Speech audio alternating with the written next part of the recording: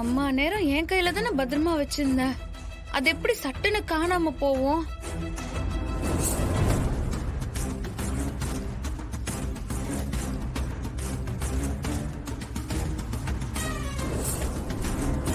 ச்சே, எத்தனை தபா நினைச்சு பார்த்தாலும் அது எப்படி என்னாண்ட இருந்து போச்சுன்னு எனக்கு தெரியலையே. ஆதி தம்பியும் சரி தர்ஷினியும் சரி என்ன நம்பி தானே என்னாண்ட குடுத்தாங்க. அத பொறுப்பா வச்சுக்க முடியலையே.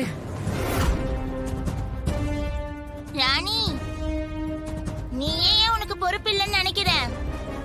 அட போ ஜாய், உனக்கு என்ன தெரியும்?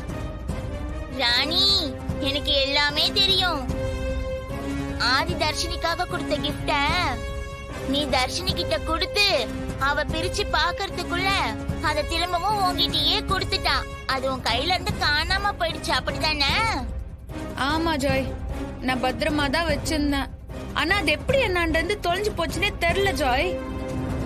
நானும் ரொம்ப நேரமா யோசிச்சு பாத்துக்கினே இருக்கிறேன். அது எப்படி காணாம போச்சுன்னே தெரியல ஜாய். ராணி, இப்ப நடக்கிறது விதியா சதியானே தெரியல. ஆனா ஒன்னே ஒண்ணு மட்டும் உன்கிட்ட சொல்றேன். அத நீ வேற யார்கிட்டயும் சொல்லவும் கூடாது, கேட்கவும் கூடாது, சரியா? சத்தியம் பண்ணு. என்ன ஜாய் திடுதிப்புன்னு சத்தியமெல்லாம் கேக்குற?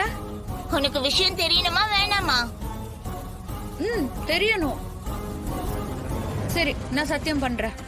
சரி, சத்தியமா நான் யாராண்டியோ இத பத்தி கேட்கவும் மாட்டேன், சொல்லவும் மாட்டேன். சொல்லு. பொம்மைய கொன்னது யாருன்னு தெரியாம நீ இத்தனை நாளா தவிச்சிட்டு இருந்தல்ல? ஆமா ஜாய், உனக்கு தெரியுமா யாருன்னு? தெரிஞ்சா சொல்ல. அத நான் எதுக்கு சொல்லணும்?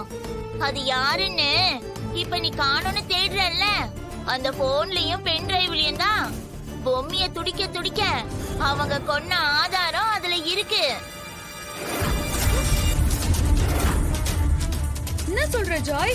ஆமா ராணி, அத நீ எங்க பாத்துருவியோன்ற பயத்துலதான் அந்த கொலகார பாவிங்க வீட்டுக்குள்ள ஸ்மோக்க அதிகப்படுத்தி உன் கையில இருந்த அந்த ஆதாரத்தை திருடிட்டு போயிட்டாங்க. ஜாய், நீ சொல்றதெல்லாம் நிஜமா? ஆமா ராணி. அப்படின்னா இப்படி ஒரு விஷயம் நம்ம வீட்டுல நடந்துருக்குதுன்னா பொம்மி அக்காவை கொண்டவங்களுக்கும் நம்ம வீட்டுக்குள்ளார இருக்கிற யாருக்கும் சம்மந்தம் இருக்குதுன்னு தானே அர்த்தம்? ஏன் ஜாய், இம்மா தூரம் இந்த விஷயத்த பத்தி உனக்கு தெரிஞ்சிருக்குதுன்னா அப்ப கண்டிப்பா பொம்மி அக்காவை யாரு கொன்னாங்கன்னு உனக்கு தெரியும் தானே?